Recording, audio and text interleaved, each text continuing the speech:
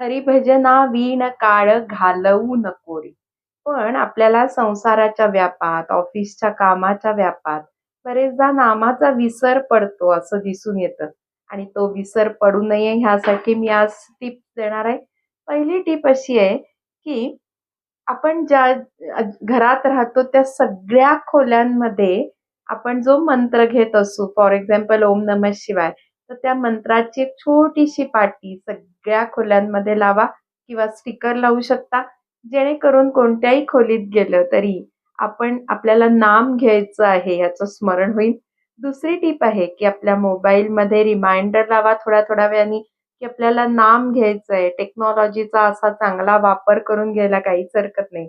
आणि तिसरी महत्त्वाची टिप म्हणजे आपल्या ऑफिसच्या ड्रॉवरमध्ये, आपल्या पर्समध्ये, आपल्या बेडरूममध्ये ज्याला आपण स्मरणी म्हणतो, माळेवर जप करतो.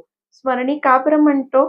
की ती स्मरणी, ती माळ आपल्याला नामाचं स्मरण करून देते आणि अशा 3-4 माळा वेगवेगळ्या ठिकाणी जर आपण ठेवून दिल्या, तर ती स्मरणी कायम सतत थोड्या-थोड्या वेळाने आपल्याला नाम घ्यायचं आहे हे स्मरण करून देईल आणि जेणेकरून नेहमीपेक्षा थोडंसं जास्त नाम आपल्याकडनं घेतलं जाईल.